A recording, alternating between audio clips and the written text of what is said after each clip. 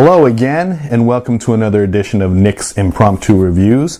And today I'm going to review Star Wars X-Wing, the miniatures game by Fantasy Flight Games.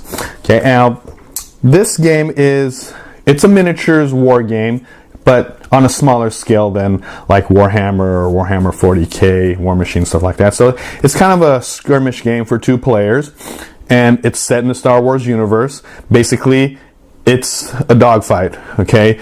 There are little battles in space that are represented by these really cool-looking miniatures. Look at these things, all right? Okay, and yeah, it's kind of like it's a mini dogfight. It's not a full-scale battle, but what's represented are little tiny skirmishes between, like, I don't know, 3 or 4 ships on each side. I guess you can scale it up higher.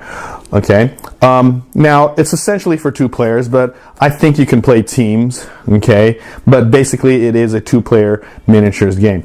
And basically, you're one side's the Empire, one side of the Rebels. You take your TIE fighters and X-Wings and Millennium Falcons and B-Wings and bombers and all these cool ships that in the Star Wars universe, and you just battle it out.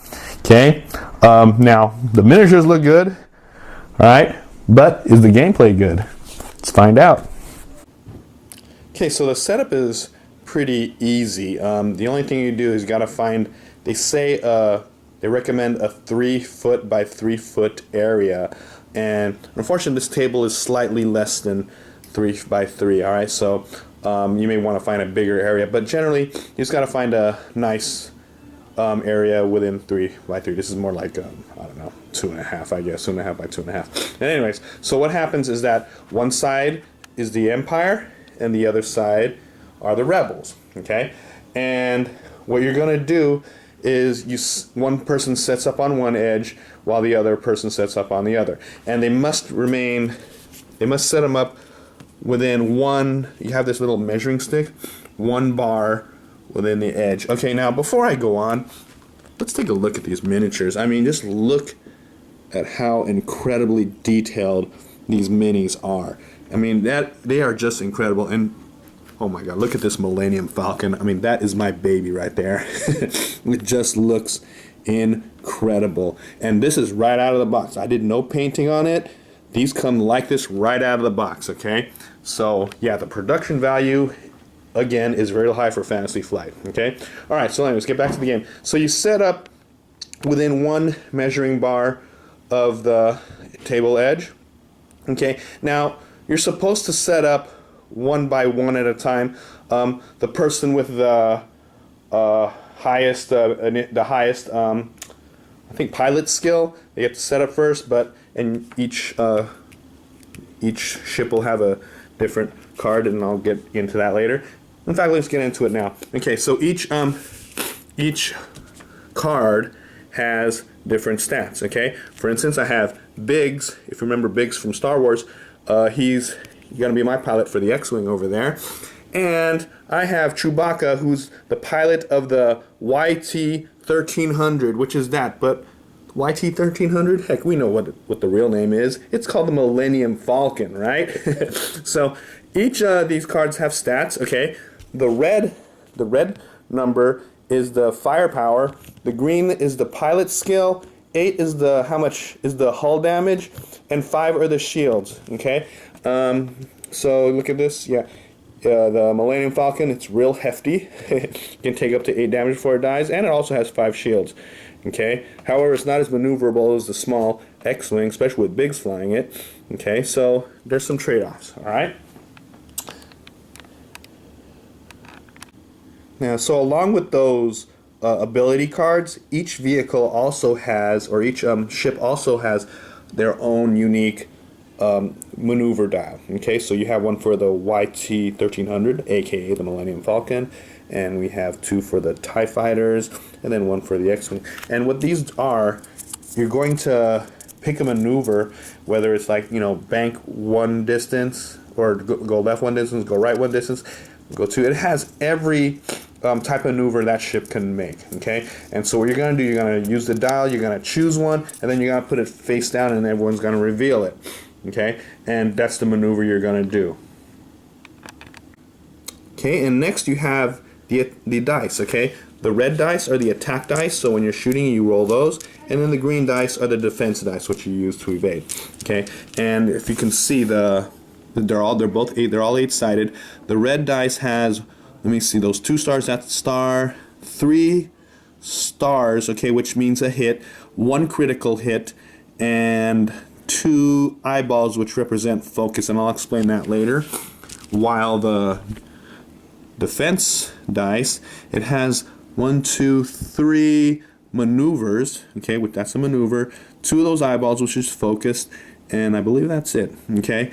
So, yeah, so the defending player will roll the green dice, while the attacking player will roll the red dice. Okay, and next you're going to have your damage cards and a variety, and I mean a variety, a big variety of these tokens used for various things. These are the basic ones, and these represent the different actions you can do. You use these to lock onto a target, and this one, if your starship has stress, this represents your shields, and this is the focus, so say you focus, and that's the maneuver dice, and again, I'll get into that when we see the gameplay. Okay, so enough of that. Let's get this thing started, okay? So, the first thing you're going to do, you're going to pick a maneuver, secretly pick a maneuver for each of your ships, okay? So, for instance, if you look at this, the Millennium Falcon, you can have it bank 1 distance, you can have it turn right 1 distance, you can have it turn and left, and you have all these things, okay? And notice there's some different colors, okay? Red, white, and green. All right, and basically the green ones are easier to maneuver, the white ones are average, and the red ones take a lot to maneuver, so you won't be able to do it all the time, okay? And I'll explain that later. All right, so here's what we're going to do. We do the movement phase, and what we're going to do, like I said, everyone's going to secretly pick one of these, and let's go ahead and just randomly pick these, and let's see how this goes. TIE Fighter, and I don't know. This is another TIE Fighter, and watch these ships run into each other, because I'm totally blindly picking. All right. So they go ahead, pick their maneuvers. All right, and then we go in ascending order. So the person with the lowest, the person with the lowest pilot skill goes first. Okay, and that's not an advantage at all. Okay, because you really don't want to go first. You want to go last so you can anticipate. Okay, so let's check this out. Well, unfortunately, Chewie has the lowest piloting skill, so Chewie will go first. Okay, so let's look at this. Now, Chewie said, okay, that they will go ahead, bank 1 distance. Okay, so what you do, if you look at this area, this arrow, it's kind of like a little bank to the right. Okay, so what you're going to do, we actually have a template for every type of maneuver, okay, and this is it. So you take it, and this is really neat. They give you an actual area where you exactly put the template. So you put it right there, and then, oops, almost dropped it. The thing came off, and then you maneuver it on the back end right there, and that's one move of the Millennium Falcon. Okay, so who's next? Okay. Next is 2, and that is Biggs. And Biggs, I had him move, bank 3, it might end up running into Chewie over there, I hope not. Okay, so again, you put it right here, and then the end right there, thank God. Alright, so who's next? Alright, so we have 2 TIE Fighters, and their pilot skill is 3, so you have you have a tie, and since you're on the same team, you can choose. Otherwise, if it was a tie between an Empire and a Rebel ship, the Empire gets initiative. Okay, the Empire always has initiative, so just know that. So let's say we'll move this one first. It's a hard bank or a hard turn to the right, which is this right here, and that was a 3, I believe. Okay, so this guy's going right here. Don't know why. Again, I randomly picked these, so We'll see. And this one goes, it's a hard right, 2 distances. Wow. Are they running away from these guys? Okay. All right, so there you have it. All right, so all the maneuvers are done. And let's talk about the maneuvers for a second. Okay, so I mentioned how some of the maneuvers have different colors, okay? So like for instance, the X-Wing, okay?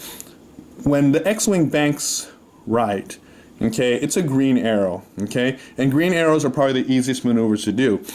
So what happened, well, first of all, let me go with this. Let's go with the hard maneuvers first before I explain the other one. All right, so here you go. If this X-Wing makes a U-turn, all right, which is a 4, and I'll explain that later, it's a red arrow, okay? That means that it's a hard maneuver, and if you do that maneuver, you're gonna have a stress token, and let me see what happens. Okay, so let's say the Millennium Falcon does the U-turn, okay? And also note that some maneuvers cannot be done by some ships, okay? But fortunately, the Millennium Falcon can use it because it's on its dial. So if you have a maneuver that's not on your dial, you can't do it. So it's making a U-turn right here. Okay?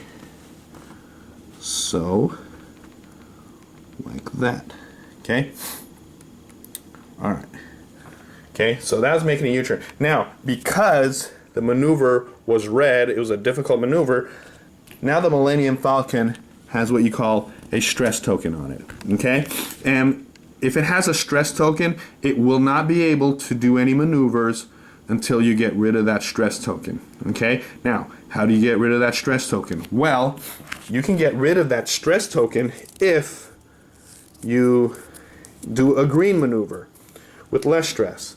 So let's say on the next turn, the Millennium Falcon moves forward 2, and that's a green, so they'll be able to do that. So once he does that maneuver on his any turn, okay, so he goes right there. All right. Okay, now since it's a green maneuver, he'll be able to remove the stress token, and now he'll be able to do the more difficult maneuver in the future.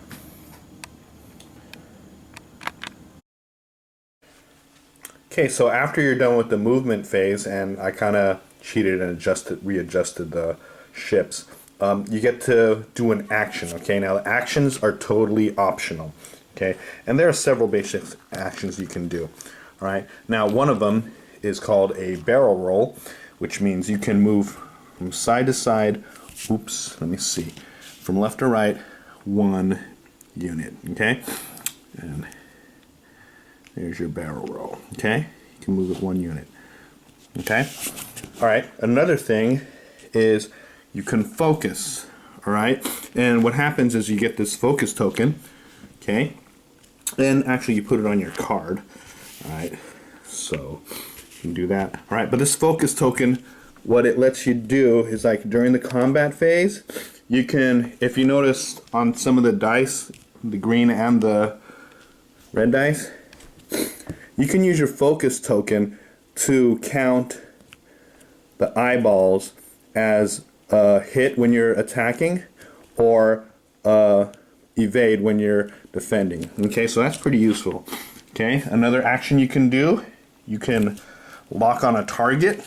All right, so any enemy ship within 3 distances, which is the whole measuring bar of the ship, and it doesn't have to be in the firing arc, and I'll explain the firing arc later. You can lock on a target. So what happens is that you get 1 lock token with the letter, and you get the corresponding letter for red over there. All right, and what that does is during a combat phase, you can remove both those tokens, and you get to re-roll any dice. Okay, so the chances of hitting your target are better. Okay, so that's locking on. All right, another action you can do is you can evade. All right, and evade, basically you get, when you're on the defense, you get an extra evade automatically. Okay, you can spend that to get an extra evade to avoid being hit. All right, and those are the 4 maneuvers, basic maneuvers you can do. And again, it is optional. You can pass and not do anything. Okay, now let's get to the fun stuff. Okay, and that's combat. All right, so combat, unlike the movement order, combat goes opposite. The person with the highest pilot skill gets to shoot first. Okay, so in this case, the TIE fighters, they have a pilot skill of 3. They get to shoot first. All right. So what happens? Well, let me remove this ability token.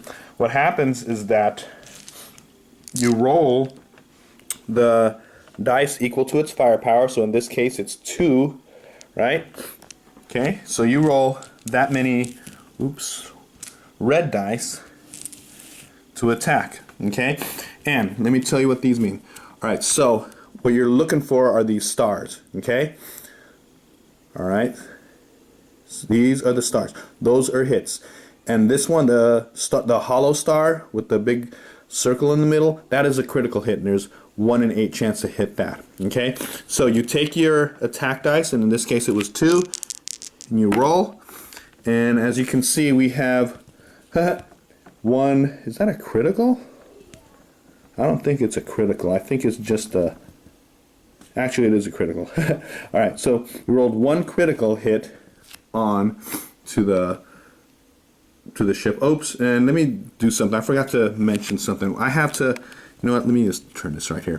It has to be within the firing arc. Okay, you see this little triangle right here? That is the firing arc of this TIE fighter. So what you do, you got to take the measuring stick and you got to see if it's within the firing arc, okay? So right now it's at a distance 2, all right?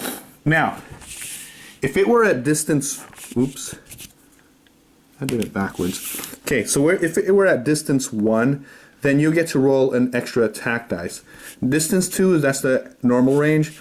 Distance 3, the defender gets to roll an extra evade dice. Okay, so it's harder to hit on 3, easier to hit on 1, and about average to hit on 2. Okay, so distance right here is 2. He rolled 2 dice and got a critical hit. All right, now the defending player gets to roll the evade dice, right? And what they're looking for is that symbol right here, that little squiggly arrow. Okay, and yes, he got 2 evades, so he's able to negate that attack dice. Okay, so basically he shot, nothing happened. Okay, so what happens if they do get hit? So let's say in this situation, the X-Wing wasn't able to avoid it. Okay. All right, so let's say 1 hit got through, okay? Now, the X-Wing starts out with 2 shields, okay? So it has 2 of these little tokens on it, okay? Now, when you take a hit and they have shields, you remove 1 of the shields, okay? All right. Now, however, if you do not have any shields, then you're going to be taking hull damage, okay? And right now the hull is 3, so it can take 3 damage, all right? So what happens is that this ship gets 1 damage card. Okay, now, however, let's say that, okay, it didn't have any shields, all right? So it's taking some hull damage, and if you remember, it was a critical hit, okay? Now, when you get one of these damage tokens face down, it's just the damage, and if you get the same amount of damage as your hull points, the ship is destroyed, okay? Now, if it's a critical hit, not only do you take that damage, you have to flip the card over and you take some additional bad stuff, okay? So in this case, oh, check this out. This card counts as 2 damage against my hull. So basically, that's 2 damage against, and I only have 1 left. 1 more damage to this hull, and that sucker's dead, okay? And there are other things too, and they're totally random. Like for instance, this one, the ship, if you turn face up, the ship cannot perform the actions listed in your action bar. Oh, and I gotta say this, by the way. This is your action bar, okay? So this one can focus, it can barrel roll, and it can evade. So it can do all 3 of those actions. Some won't be able to do it. This one can lock on target, and this one can focus. So they're able to do some kind of action, okay, but not all the actions. So if the critical hit did this, and it had that, yeah, he won't be able to do actions, but he can spend an action by rolling 1 attack dice, and if it's a hit, then you can put this face down and it's just normal damage. Okay? So that's how combat works. Basically, there's some scenarios in the game, like an escort scenario, but basically you just want to blow each other up, okay, and destroy all the enemy ships. And whoever does that, whoever destroys the enemy ships first, wins the game. Okay, I should first note that the basic game doesn't come with the Millennium Falcon and any other ships. It has only 2 TIE fighters and 1 X-Wing. Okay, so just keep that in mind. But eventually, if you like the game, you're gonna end up wanting to buy more ships. Okay, but the base game, it has only 2 TIE fighters and 1 X-Wing. Okay, is that enough? I don't know.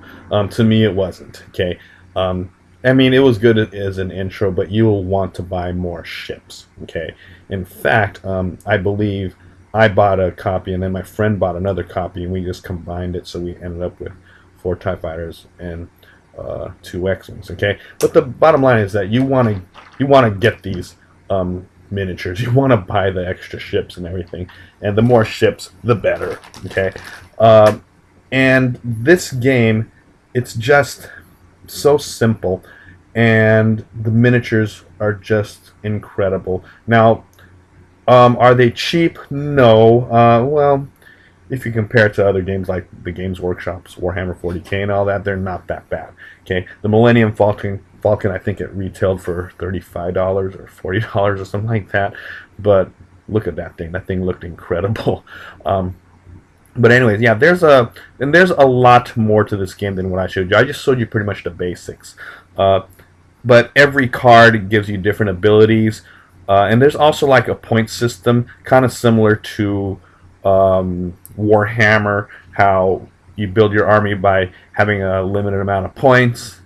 And so it's kind of like that, and you kind of upgrade it by having like a better pilot, like Luke Skywalker or Biggs, or you can have Han Solo instead of Chewbacca flying the Millennium Falcon. Okay, so there's a way to balance it. And I think it scales pretty high. I mean, I never really got into a full-scale battle, but from what I hear, it can scale pretty well with a lot more ships, and maybe you can like have partners. Okay, but essentially it's a head-to-head game. Another thing is that it's more on the skirmish side. Okay, you don't have to spend hours and hours playing this game. Now, it could be a good thing and a bad thing. The good thing is you can get a game done in such a small amount of time. The bad thing, maybe for some people, it's not big scale war like Warhammer 40K. Okay, but to me, I think it's good. And also, they are coming up with different miniatures every few months, and they just look incredible. I mean, I wouldn't be surprised if the person who made these worked on the set, okay, because these miniatures are so detailed, okay? But all in all, it's a nice, fun skirmish game with incredible miniatures. Highly recommended.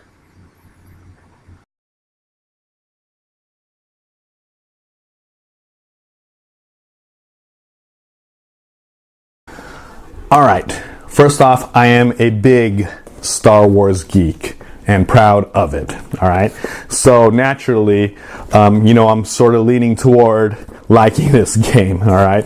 Now, first of all, the miniatures. Okay. I can't get enough of the miniatures, and you saw it in the video and the gameplay, but the miniatures are just incredible. Okay. You already saw close up, so I'm not going to bring this up to you. Well, let me see. All right. And they're coming up with new miniatures every month, every 2 months, something like that. They're like on wave 5 right now. So every few months they have a new wave of ships and new cards and pilots that give it special abilities. Okay, but yeah, the miniatures are just insane. Okay, nice. Look at this B-wing. This thing's real nice, and look at this TIE bomber. Okay, so component wise, it's great. All right, and what do you expect? It's Fantasy Flight, and Fantasy Flight are probably have the best components than any other game company out there. Now, as for the gameplay, surprisingly elegant. I mean, it is a nice, elegant design. It's simple, yet it's really deep. It really covers every part of a dogfight, and it feels like you're dogfighting out there. Okay, the maneuvering, the range. I mean, they took everything into account, but they didn't make too many rules. Okay, you don't have to have a thick Warhammer 40K rule book to understand it. Maneuver, roll dice, defend, and a couple of modifiers here and there, and that's it.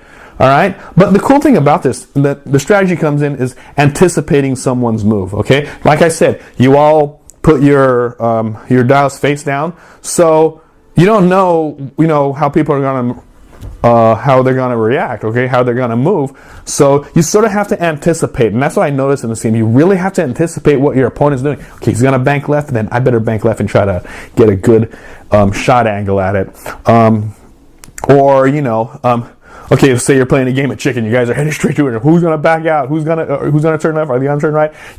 So it's all a game of anticipation, and it's really, really cool, and it really feels like you're in a battle. Okay, and it's real simple. I mean, it's kind of like, almost reminds me of that game HeroScape. I don't know if you ever played HeroScape. They no longer make it, but basically it's a miniatures game where different genres are fighting, almost like Duel of Ages, but they use miniatures. It has a simple mechanic: rolling dice to attack, rolling dice to defend. This is basically what this is.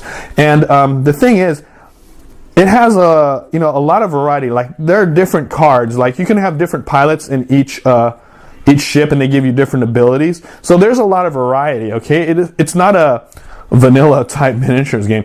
It's surprisingly deep, and yet it's so easy with so little rules and real simple. A very well designed game, in my opinion. Okay, and of course it's Star Wars. All right, you can't go wrong with that. All right, so with that, I will give Star Wars X-Wing Miniatures game by Fantasy Flight Games an 8 out of 10. Okay, simple, yet really, really deep. Okay, I like this game, highly recommended. All right, that's it, and until next time, I will see you all later. Goodbye.